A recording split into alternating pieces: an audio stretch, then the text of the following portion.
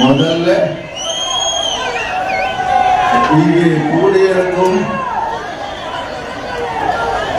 இணையற்ற அன்பு கொண்ட உங்கள் அனைத்து உள்ளங்களுக்கும் பெரியோர்கள், தாய்மார்கள், சகோதர சகோதரிகள் அனைவரும் வணங்கி உங்களுடைய இந்த ரத்தம், இந்த உயிர் எல்லாம் உங்களுக்கு தான். உங்களுக்கு ஏற்கனவே நல்லா தெரியும்.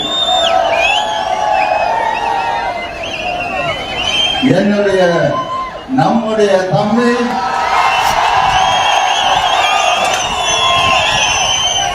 உங்கள ஒருவனாக என்றும் வாழ்ந்து உங்களுக்காகவே வாழ்ந்து கொண்டிருக்கும்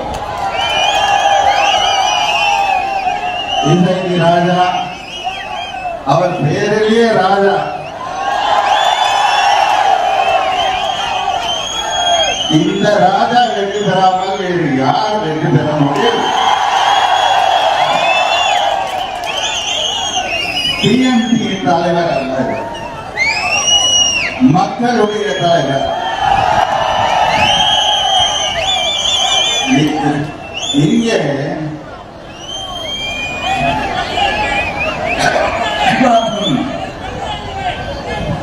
சாத்தூர் அப்படின்னாலே என்னாச்சுன்னா,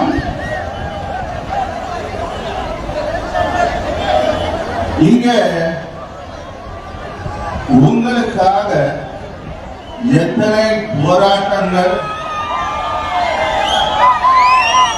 எத்தனை தடைகள், அத்தனையும் தாண்டி அவருடன் நீங்களும் உடன் உறுதுணையாக தூண்களாக நிற்கும் போது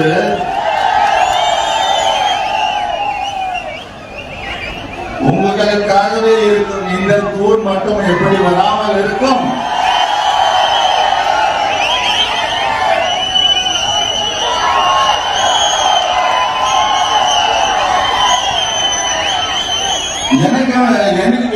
என்னைக்குமே உங்களுக்கு எல்லாருக்கும் தெரியும், இந்த கடந்த 20 வருஷமா மட்டும் இல்லை, நான் எப்பவுமே நம்முடைய காவல்துறை சகோதரர்களையும் வணங்கி விட்டுதான் உரைய ஆரம்பிப்பேன். ஏன்னா நம்ம இங்க வரும்போது அவ்வளவு பெருமையா அவங்க சொல்லிட்டு வந்தாரு. அவ்வளோ ஒத்துழைப்பு அற்புதமா தராங்கன்னு எனக்கு ரொம்ப பெருமையா இருக்கு. அவங்களுக்கும் நான் நன்றி சொல்ல கடமைப்பட்டிருக்கேன். இன்னைக்கு இங்கே நாம் வந்தது நம்முடைய சகோதரரை செய்கிறார்கள். சகோதரரை நாம் சட்டமன்றத்துக்கு அனுப்பியே ஆக வேண்டும்.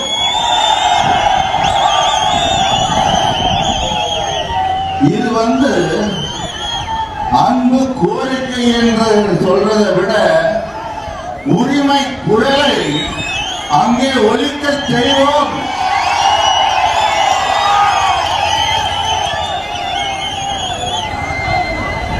நான் ஜாஸ்தி ஃபாலோ பண்றது இல்லை, ஆனா தம்பியை மட்டும் ஃபாலோ பண்ணிட்டு இருக்கேன். இங்க வண்டியில வரும்போது சொல்லிட்டு இருந்தேன், அந்த உண்மையான அந்த எனர்ஜி, பாசிட்டிவ் எனர்ஜி வளர்றத போலியாக யாரும் காட்ட முடியாது. அப்படி காட்ட நினைப்பவர்கள் தோற்காமல் வேறு என்ன செய்ய முடியும்? ஆனா அதை பத்தி நம்ம இன்னைக்கு பேச வேண்டாம். ஏன்னா நமக்கு எல்லார் மீதும் மரியாதை உண்டு. இன்னைக்கு எப்படி உங்களோட பாசத்துல நீங்க வந்திருக்கோமோ, அதே மாதிரிதான் சென்னையில இருந்தும் பலரையும் தாண்டி இங்க வந்திருக்கோம். அதுவும் ஒரு நல்ல விஷயம். என்னன்னா, எவ்வளவு ஒரு ஆழமான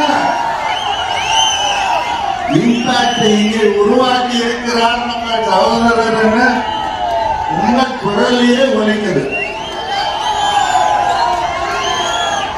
இன்னைக்கு ஒரு சின்ன விஷயம், ஆனா என் இதயத்துக்கு இடத்தில் மிக்க நெருக்கமான ஒரு விஷயம் சொல்லி ஆக வேண்டும். நானும் நம்மை சார்ந்த கட்சியினரும் நம்ம மக்களும் பெரிதாக நம்ம இந்த தடவை ஒரு சின்ன தயக்கம் இருந்தது எனக்கு. ஏன்னா ஒரே குழப்பம், எங்கே போனாலும் ஒரு குழப்பம் இருந்தது. அது அவங்க குழப்பம், நம்ம அதுக்கு ஒண்ணு செய்ய முடியாது. ஆனா நம்ம ஒரு முடிவுன்னு எடுத்துட்டு அதுல தீர்க்கமா நிற்க வேண்டும். அந்த பெருமை நான் சத்தியமா சொல்றேன். பசுமன்ல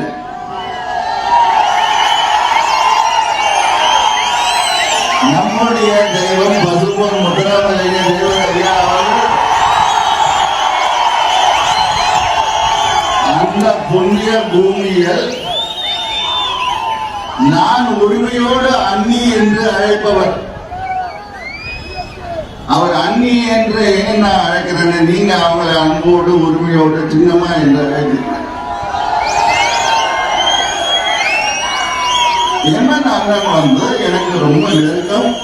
அவரை அண்ணன் என்றுதான் நான் அழைத்தேன். அவர் இன்றைக்கும் என்னை நேரத்தில் வாழ்ந்து கொண்டிருக்கிறார், எப்பவும் இருப்பார்.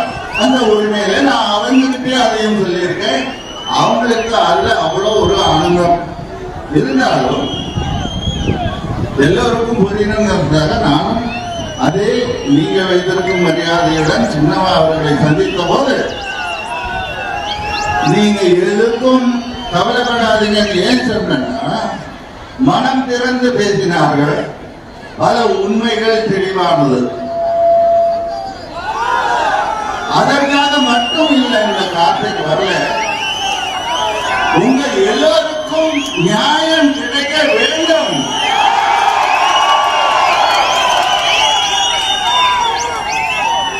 அந்த நியாயம் அவங்களுக்கு கிடைத்தால் அவங்க மூலம் நிச்சயம் நம்ம எல்லாருக்குமே கிடைக்கும் என்ற நம்பிக்கை இருக்கு.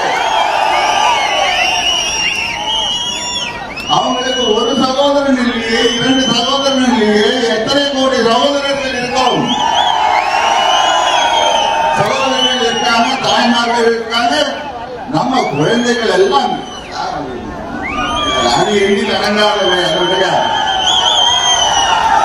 நான் கொஞ்சம் எமோஷனல் ஆகாம பேசணுன்ற முடிவோடு தான் வந்திருக்கேன். ஏன்னா எமோஷனல் ஆனா அந்த கட்டுப்பாடு இழந்துடுறாங்க சில பேர். நேற்று நான் பேசிட்டு இருந்தப்ப சொன்னேன், தமிழ் எவ்வளவு எளிமையான மொழி, அதை ஏன் கெட்ட வார்த்தையா சொல்லி கொலை பண்றீங்கன்னு. ஏன்னா ஒரு அவங்களுக்கும் ஒரு சகோதரனா நான் சொல்லிக்க ஆசைப்படுறதெல்லாம் ஒண்ணுதான். தமிழ் மொழியை வசைப்பாடுவதற்கு பயன்படுத்தாதீர்கள். இதை போன்ற தமிழை தயவு செய்து நம்ம குழந்தைங்க காலேஜ் நீங்க டிவியில எல்லாருக்கும் கேட்கிற மாதிரி வசைப்பாட பயன்படுத்த வேண்டாம். தயவு செய்து நல்ல தமிழை பேசுங்கள். தமிழை வளர்ப்போம் என்று கூறிக்கொண்டு, தமிழை பாதுகாப்போம் என்று கூறிக்கொண்டு, வசைப்பாடும் தமிழை நம் இளைய சமுதாயத்தினருக்கு சொல்லிக் கொடுக்க வேண்டாம். அப்படின்னு தான் நான் தாழ்மையோடு அன்போடு பண்போடும் கேட்டுக்கொள்கிறேன். ஏன்னா எதிர்த்து பேச தெரியாது என்று இல்லை, பேசக்கூடாது என்ற கட்டுப்பாடு தான் இருக்கு. வார்த்தைகளை அள்ளி விட்டுறலாம். சில அரசியல்வாதிகள் வாக்குறுதிகளை அள்ளி விடுற மாதிரி சத்தியங்களை அள்ளி விடலாம். அது போலியா இருக்கு. அதை நம்ம பார்த்துட்டு தான் இருக்கோம். நமக்கு எல்லாம் ஞாபகம் இருக்கும், ஒரு மிகப்பெரிய சத்தியத்தை நாம் பார்த்தோம். சின்னம்மா அவர்கள் செல்வதற்கு முன்னால் இந்த பொறுப்பை கொடுத்துவிட்டு, நம்பிக்கையுடன் கொடுத்துவிட்டு, சத்தியம் செய்துவிட்டு கிளம்பினார்கள். அந்த நமக்கு ஞாபகம் இருக்கும். அதை நிறைவேற்ற வேண்டியது நம்முடைய கடமை. அந்த கடமை எத்தனையோ வேட்பாளர்கள் அங்கே சென்றாலும் நம்மளுடைய சகோதரர் இங்கே இணைக்கிறாரா, இவர் உங்களுடைய நியாயமான குரலும் உரிமை குரலும் உங்களுக்கான குரலும் அங்கே ஒலிக்க வேண்டும். அப்போ நிச்சயம் நம்முடைய சான்றோருக்கு நியாயம் கிடைக்கும், பாதுகாப்பு கிடைக்கும். நான் இப்போ ரீசெண்டா பார்த்த குடிதண்ணீர் போராட்டத்தையும் பார்த்தேன். அதுக்கு முன்னாடி கொரோனா காலத்துல எவ்வளவு உதவி நீங்க எல்லாரும் நம்ம சகோதரரோடு சேர்ந்து பண்ணீங்கன்னு எனக்கு தெரியும். அதே போல் இந்த துயரமான ஒரு சம்பவம் நடந்ததும் இழக்கக்கூடாத ஒன்றை, அந்த உயிரை இழந்து நிற்பவர்களுக்காக ஒரே ஒரு நிமிடம் நாம் மௌனம் இருந்து மரியாதை செலுத்திடுவோம். அவங்க ஆத்மாவுக்காக.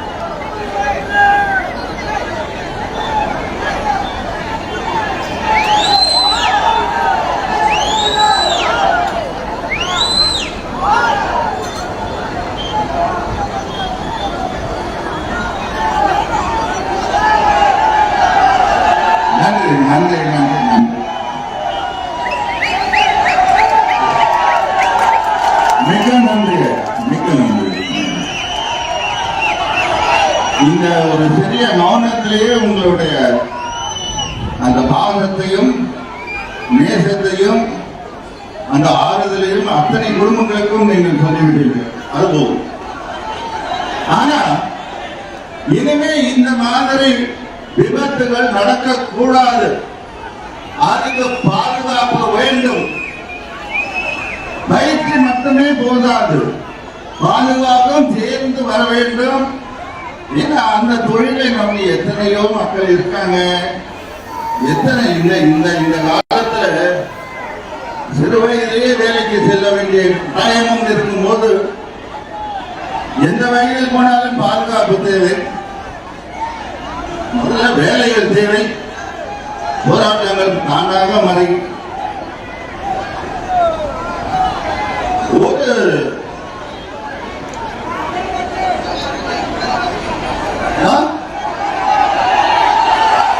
அமர பாட்டா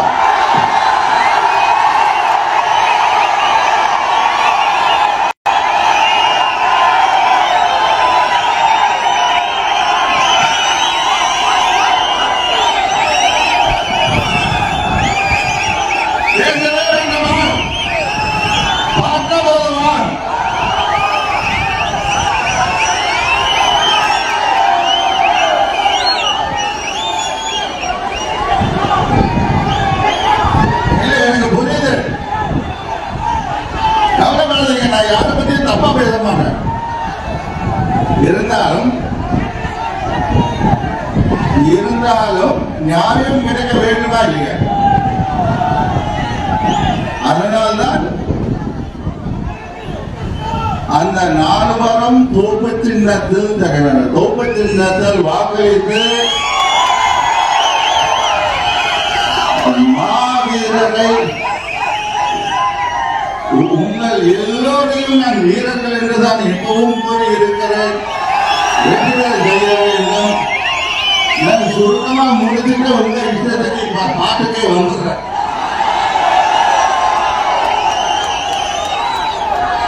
ஆனா நான் எப்பவும் சொல்ற மாதிரி அத பாட்டு நான் பாடும்போது எனக்கு 30 வயசு.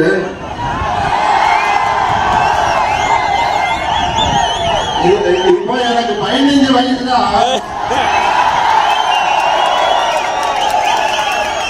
இருந்தாலும் முயற்சி பண்ற.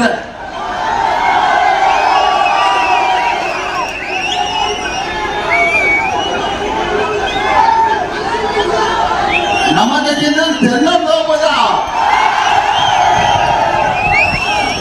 வேற நான் என்ன சொன்ன இவ்வளவு நேரம்? இது என்ன தெரியுமா? எல்லாம் தெரிஞ்சாதா? இத்தனை வருஷமா தெரியாதா? சரி.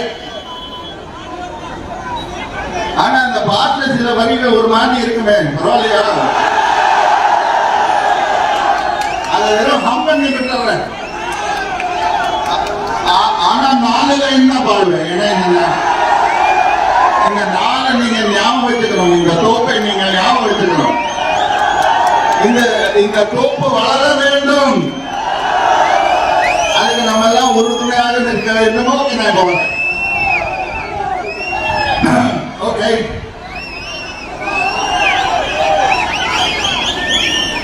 ரொம்ப ஹை பிச்சில் போவோம். இருந்தாலும் முயற்சி பண்றேன்.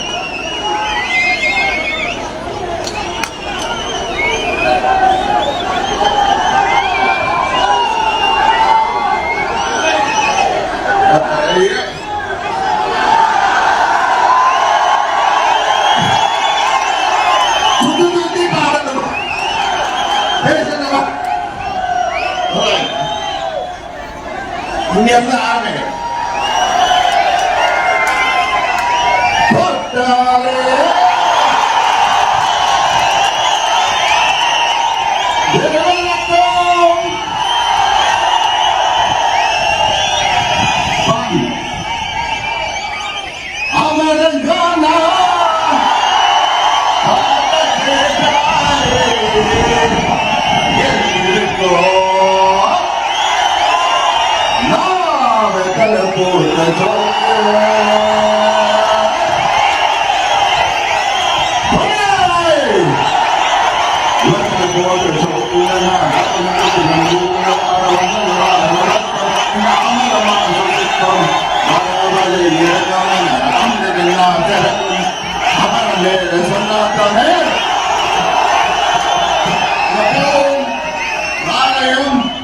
வெற்றியும் தானாக பறந்து வந்து சேரும்.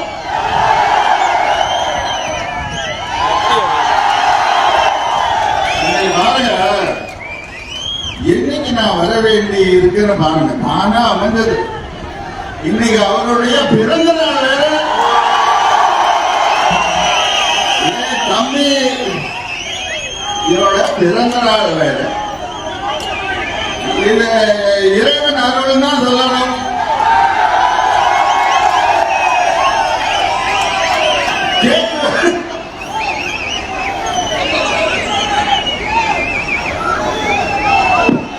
எல்லாரும் சேர்ந்து பாடுறீங்களா?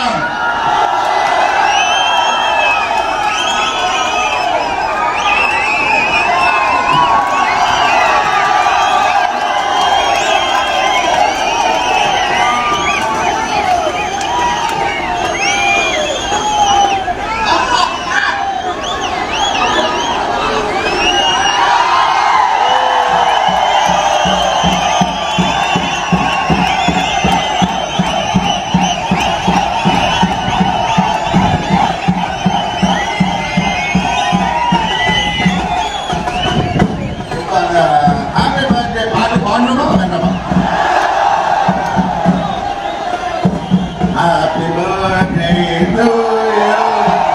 Happy birthday to you. Happy birthday, dear Thambi Sairaja.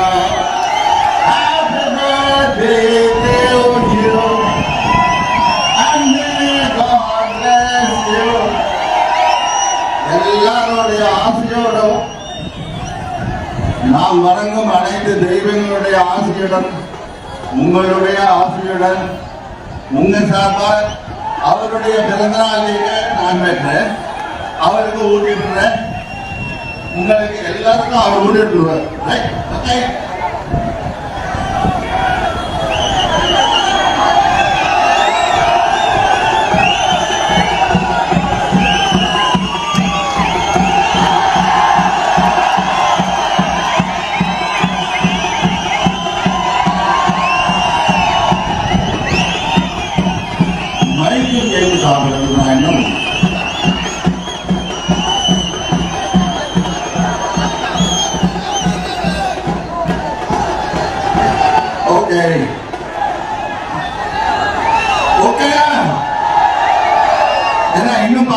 இடங்கள் போக வேண்டியிருக்கு இல்லையா? So, நான் நிறைய பேசணும்னு வந்தேன். இருந்தாலும் இதுவே போதும். எனக்கு தெரிஞ்சு போச்சு, புரிஞ்சு போச்சு. உங்களுக்கு எல்லாம் தெரியும் என்று எனக்கும் தெரியும். உங்களுக்கு அனைத்தும் புரியும் என்றும் எனக்கும் புரியும். உங்களை ரொம்ப நேரம் நிக்க வச்சு, கால் கடுக்க நிக்க வச்சு தொந்தரவு பண்ண மாட்டேன். டிராபிக் ஜாம் ஆகவும் விட மாட்டேன். நீங்களும் நேரத்தில் வீட்டுக்கு போகணும், பத்திரமா இருக்கணும். எலெக்ஷன் நேரத்தில் மட்டுமில்லை, எப்பவும் நீங்க நல்லா இருக்கணும். நம்மளுடைய தம்பி வெற்றி பெற்று தென்னந்தோப்பு சின்னத்தில் நீங்கள் வாக்களித்து எத்தனையோ போராட்டங்களுக்கு பிறகு நம்முடைய அன்னியார் சின்னம்மா அவர்கள் நம்பிக்கையுடன் நம்முடைய பிஎம்டிக்கு நம்ம தம்பிக்கு சீட்டை கொடுத்திருக்கார். வெற்றி பெற செய்ய வேண்டியது நம்முடைய கடமை. செய்து காட்டுவோம். நன்றி, வணக்கம்.